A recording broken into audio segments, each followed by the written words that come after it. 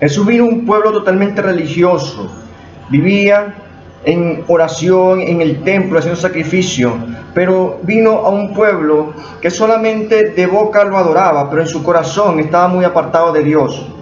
Jesús vino a hacer cumplir aquellos mandamientos y aquellas ordenanzas que Dios le había dicho a este pueblo, cambiar su forma de ser, cambiar su comportamiento de un pueblo y que no reconocía la soberanía de Dios en sus vidas. Jesús inicia eligiendo sus 12 apóstoles y enviándole por toda aquella tierra de Israel para sanar, sacar enfermos y allí predicar el evangelio del reino.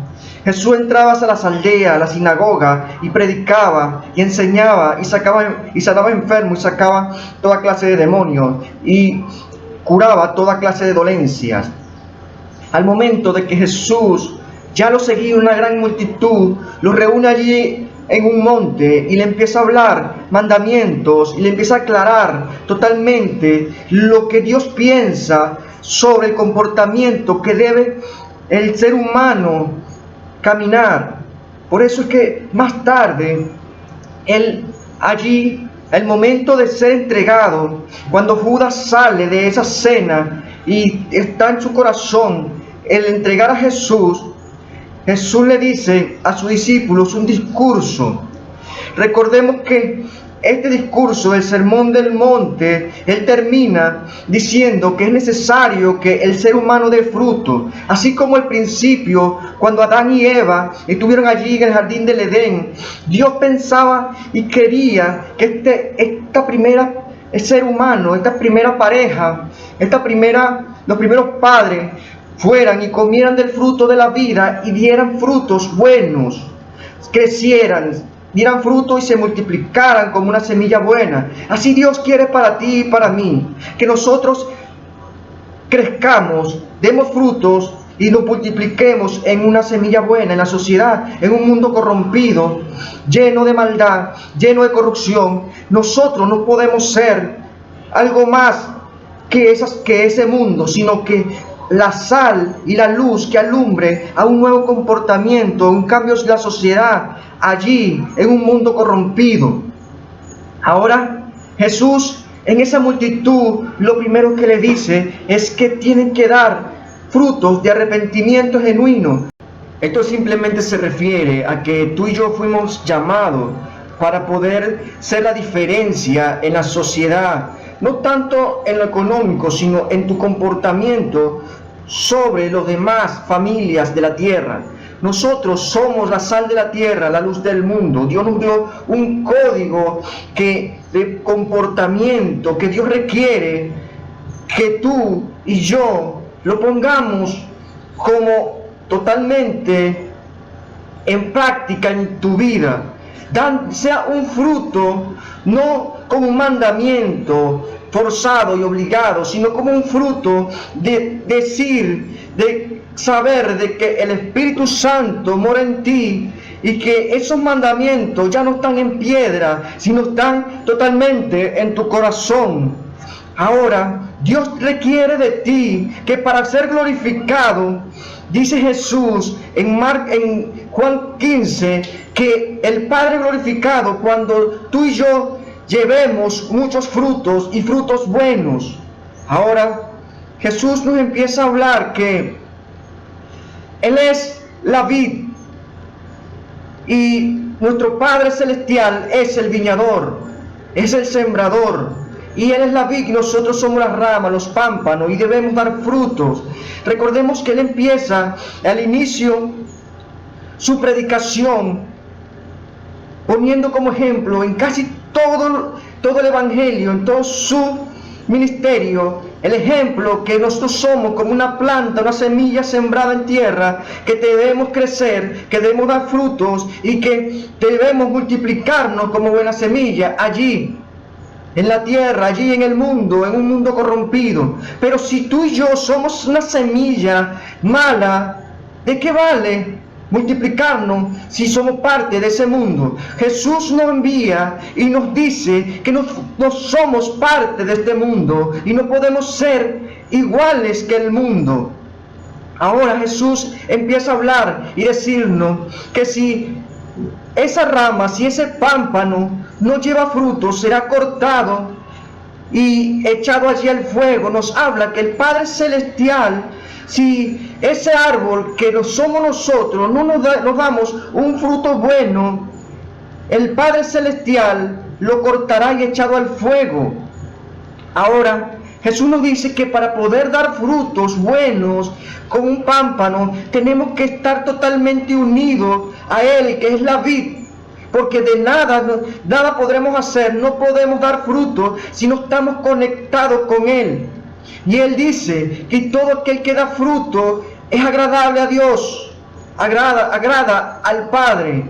Pero para poder dar fruto en Él, tenemos que permanecer en la palabra de Él, hacerla, cumplirla, su palabra en nosotros, y que todo el que permanece en su palabra, Él permanecerá en nosotros. Y allí se cumple esto que dice Él: y todo lo que pidan en mi nombre el Padre se le concederá. Ahora, Dios requiere que tú y yo seamos esos frutos, ese pámpano, que demos fruto y nos multipliquemos totalmente de una semilla buena. Dios requiere que tú escuches su palabra, que día tras día, de luego de tu salvación, que es por gracia y por fe, des fruto totalmente, porque aquel que da fruto, dice Jesús, que esta rama, este pámpano será podado para que lleve mucho más frutos.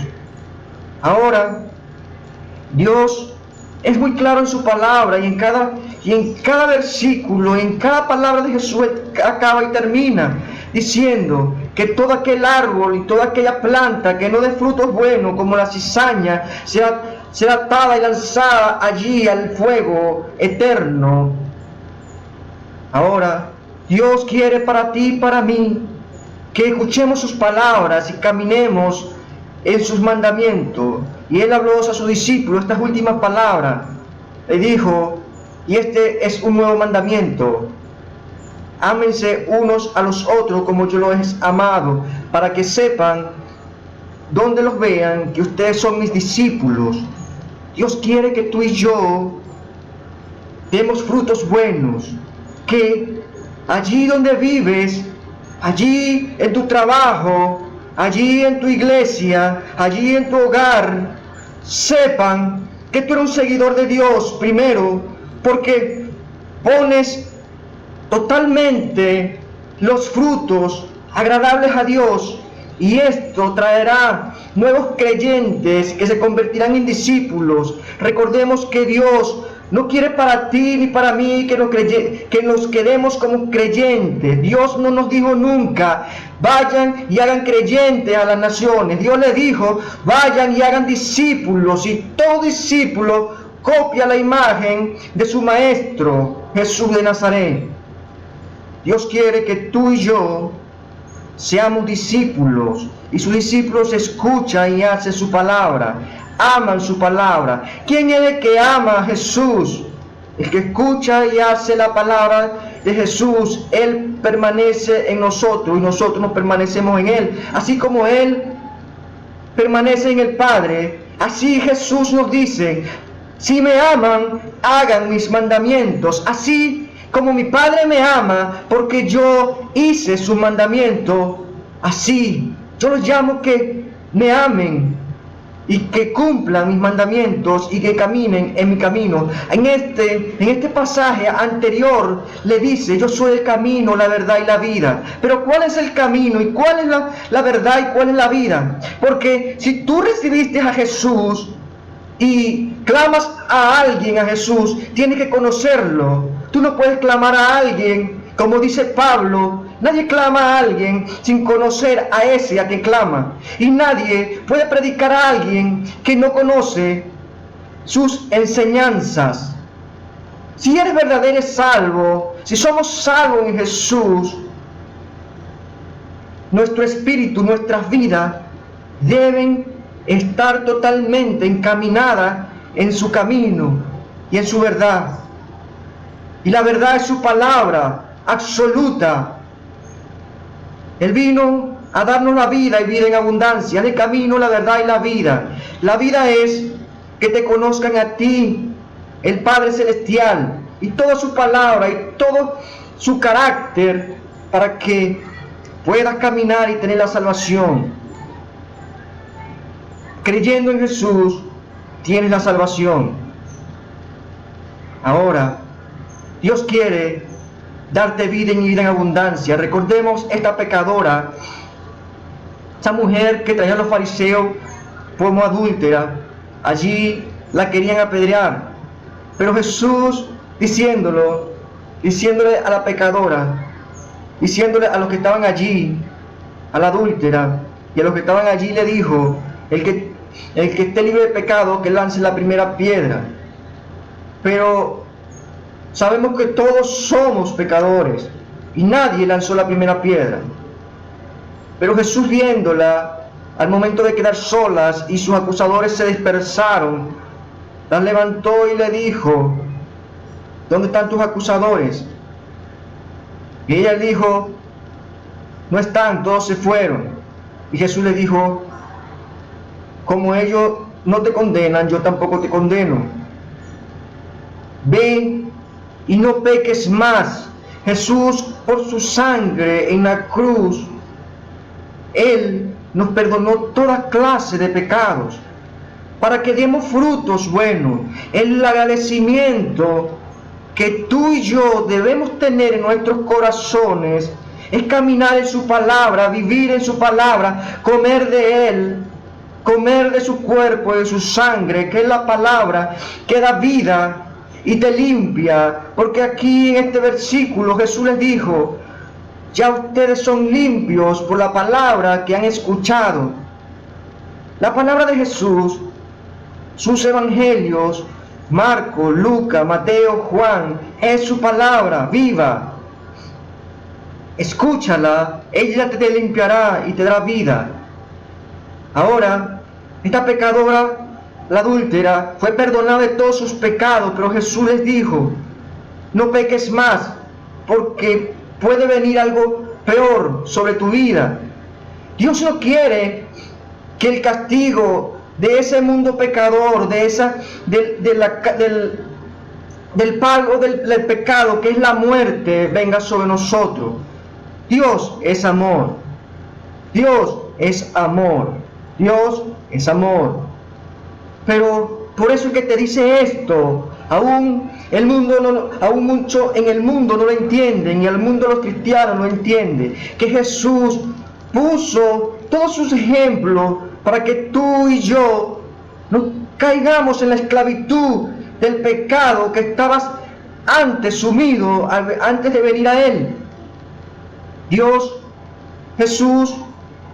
mandó a su Hijo allí en la cruz, y Jesús dio su vida, su sangre, para que nos vuelvas a ser esclavos del pecado y seas libre.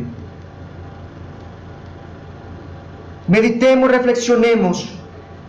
20, 15, 10 años, 5 años conociendo a Jesús, yendo a una iglesia, pero tu vida no ha cambiado en absoluto.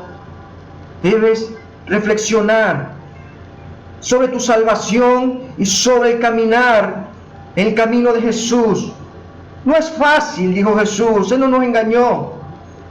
Primero tenemos que vencer la carne, saber que un mundo de oración y ayuno es la que nos une con el Señor, con Dios. Dios mandó a su Hijo para reconciliarnos con Él, para que el trono de su gracia esté ante nosotros y nosotros entremos totalmente confiados allí al trono de Dios.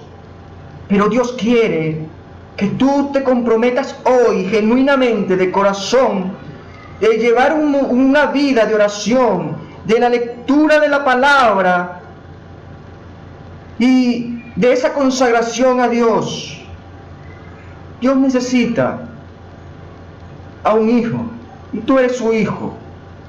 Yo soy su hijo.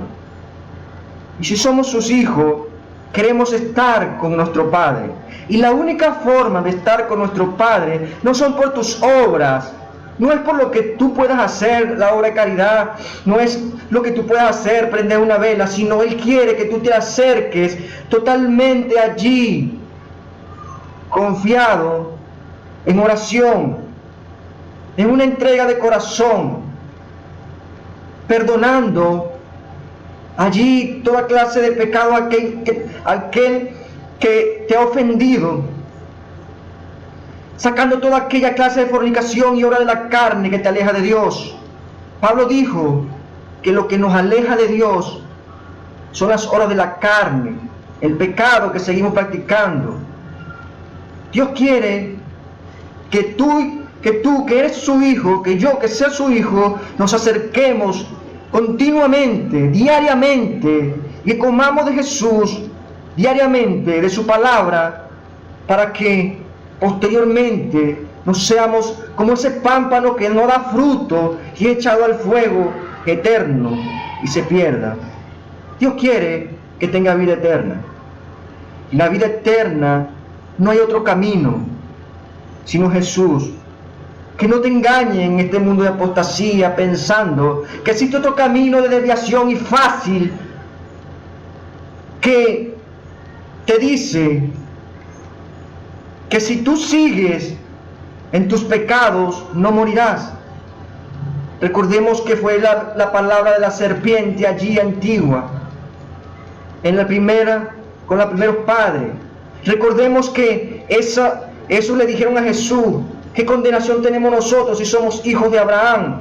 Y Jesús le respondió: si son hijos de Abraham, ¿por qué buscan matarme? Ellos saben que si somos hijos de Abraham, hacemos las obras de Abraham. Si somos siervos de Jesús, si somos discípulos de Jesús, hacemos y damos frutos de Jesús. No te mientas. El camino es estrecho, el que lleva a la salvación, y poco lo hallan. El ancho, el que lleva a la perdición. El mundo cambia para mal, y dice la palabra que va a cambiar mucho más para mal. Así como Sodoma y Gomorra, que donde habitó Lot y su mujer salió, y Lot de la ciudad, cuando Dios la iba totalmente a destruir, y la mujer, añorando el pecado, miró hacia atrás, y esta mujer se convirtió en sal. Dios no quiere que mires atrás. Recordemos, es claro, absoluto. Cuando Dios te llama, no es que tú lo buscas, es el que te llama. No es que tú lo escogiste a Él, Él que te escogió. No fue que tú lo amaste primero, Él te amó primero. Y cuando Él te llama, Él te dice que no mires atrás. Hoy muchos pretenden que en el Evangelio ha cambiado. Dios no cambia. Ha cambiado un mundo, pero tú no puedes ser cambiado por ese mundo de pecado y de corrupción. Y el mundo seguirá más corrupto que antes. Y el mundo te desechará. El mundo te aborrecerá. Pero tú no eres del mundo. Jesús, Dios, el Espíritu Santo, esos tres creadores que dijeron al principio: hagamos al hombre a la imagen y semejanza, y te creó a ti y a mí. Ellos nos cambian. Su santidad nos cambia. Cambia un mundo de perversión, de maldad, que trata de absorberte para que te alejes de Dios. En el mundo conseguirán aflicción, pero no se preocupen, porque Jesús venció el mundo allí en la cruz del Calvario. El pueblo de Israel no gozaba de una gracia y una fe totalmente como la gozamos los cristianos para vencer la carne, el mundo y a Satanás, que es el poder del Espíritu Santo. Hoy te invito a que busques esta gracia y la fe verdadera, que es el Espíritu Santo que vence el pecado y al mundo y a Satanás. Satanás se vence con la palabra, se vence con el Espíritu Santo. Tú eres más que vencedor en Cristo Jesús.